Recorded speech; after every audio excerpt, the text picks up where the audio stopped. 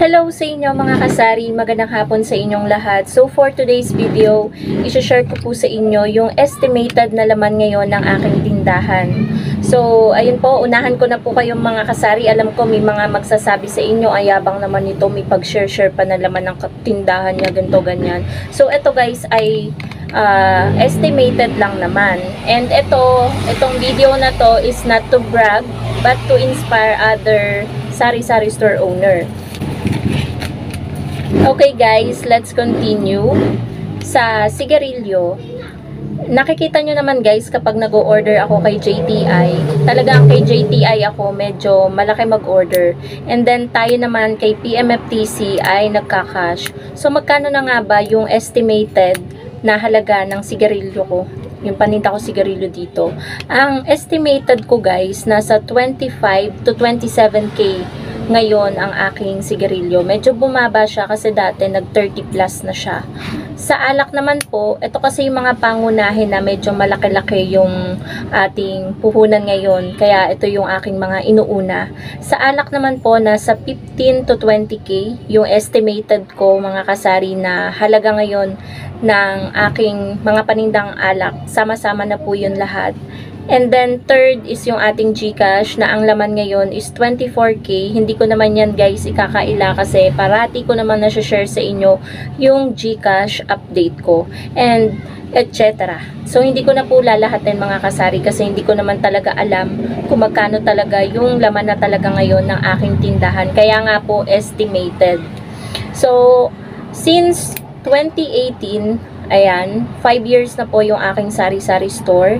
2018 ako nag-start, October 29. So, kaka 5 years lang natin last month. And, ayun, marami nang napundar ang tindahan. Kaya hindi gaanong sobrang bonggang-bongga, lagong-lago yung ating tindahan ngayon. Kasi hindi naman natin goal na maging... May gin bilog ka?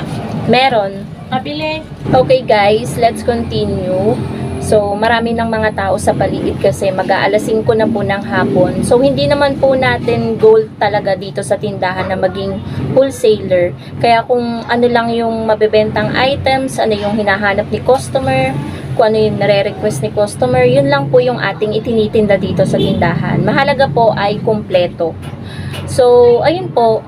Kapag po tayo ay nakakaipon dito sa tindahan, ay nakakapagpundar tayo. For example, eto, iisa-isahin ko sa inyo yung mga napundar ng tindahan. Kauna-unahan na po dyan mga kasari is yung ating rep. Eto, sa kaliwa ko. Second, yung ating dalawang glass shelves. Table, drawer, kutsyon, sofa, mega box, construction ng house, tsaka nito, and snack rack. So, hindi ko na guys nilahat kasi hindi ko na maalala yung iba. Sa mga dumadating naman po na deliveries like sa Pure Gold, medyo malaki-laki po ngayon yung pag-order natin kay Pure Gold. Mababa na po ay 3,000 plus. Para sa akin guys, malaki na akong mag-order.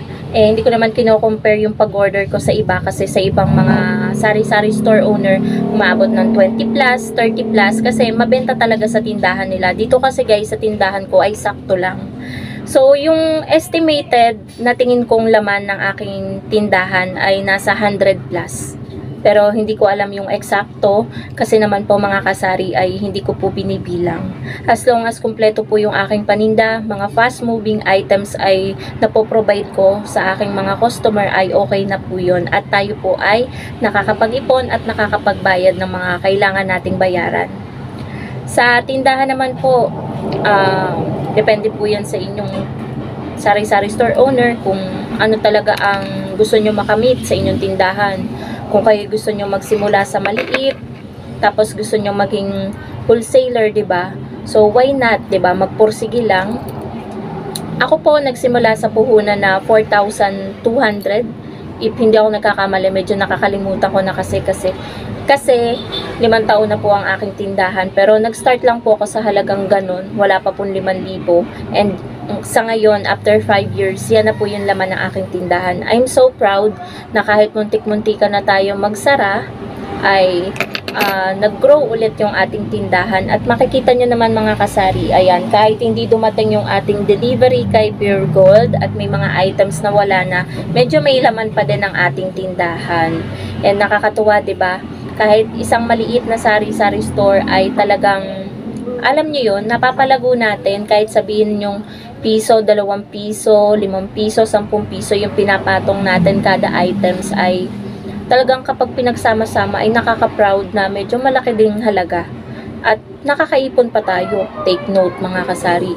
So sa mga makakapanood ng vlog na to, hindi ito para ipagmayabang sa inyo yung laman ng tindahan ko, para ma-inspire kayo na hindi imposible na mag-grow din ng inyong tindahan, lalo na kung kayo ay nagsisimula pa lang ngayon, nagsimula kayo sa puhunan na 1,000, 5,000, 3,000, 10,000, ganyan. Mapapalago nyo po yan after how many months. Malay nyo nga, 1 month lang malago na yung tindahan nyo. Basta maganda yung location nyo and then sobrang tao sa lugar nyo. Syempre, number 1, wag muna kayong magpautang. So yun guys, yung estimated na laman ng aking tindahan ay 100 plus. Sasabihin ko po ulit mga kasari, estimated. So hula-hula lang yan. Hindi pa yan yung eksaktong laman ng aking tindahan. And then mga kasari, di ba na-share ko sa inyo yung sigarilyo, alak at Gcash, kung magkano yung estimated amount na laman na ngayon. So sa mga groceries, ayan, lahat na kasama ng soft drinks. Ngayon kasi wala akong panindang bigas, kaya medyo matagal na tayong walang panindang bigas, kaya hindi ko na sinama. So yun sa mga groceries, ang estimated ko dyan, siguro nasa 20 to 30. Hula ko lang yun guys, hindi ko siya binibilang. Kaya kung pagsasama-samahin nga, nasa 100 plus yung laman ng tindahan ko. Sama-sama na yun. Pero yung construction nitong tindahan, hindi pa yan guys kasama. And then yung mga gamit dito ay hindi pa rin yan kasama. Pero kapag pinagsama-sama, siguro nasa mga 300 plus, ayun, gano'n na yun. Pero estimated lang yun mga kasari. So ayun po mga kasari, papakita ko ngayon sa inyo na medyo kulang-kulang yung laman ng ating tindahan para makita nyo or ma-estimate nyo rin kung magkano na yung laman ng aking sari-sari store. Okay guys, ito yung update ngayong Sunday dito sa tindahan. Ngayon yung groceries natin ay hindi kompleto dahil hindi po dadating ang ating delivery from Pure Gold.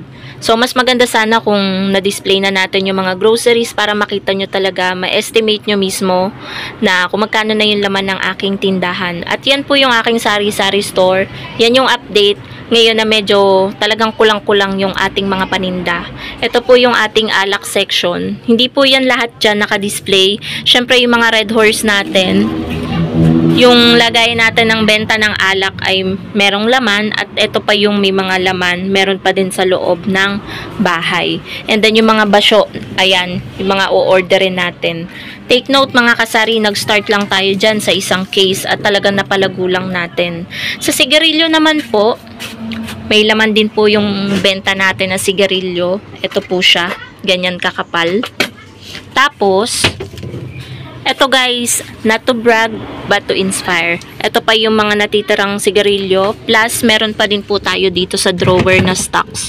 Ayan. Pero bukas po, kukuha po ulit tayo sa ating mga ahente, PMFTC at JTI. Tapos yung Gcash naman po natin, ito yung lalagyanan natin ng Gcash. Konti lang po kasi nandito po lahat sa aking cellphone. Ayan, nasa 18 yata yung laman ng aking Gcash dito sa cellphone. Tapos, ito yung cash on hand natin. So, yun lang guys. Yan yung update ko sa inyo. Ayan yung mga groceries, soft drinks. Ayan.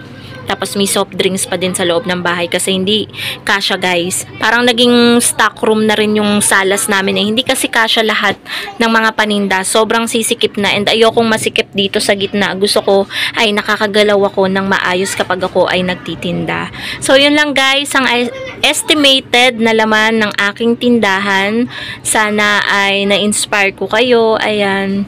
And happy selling po sa inyong lahat. Bye guys!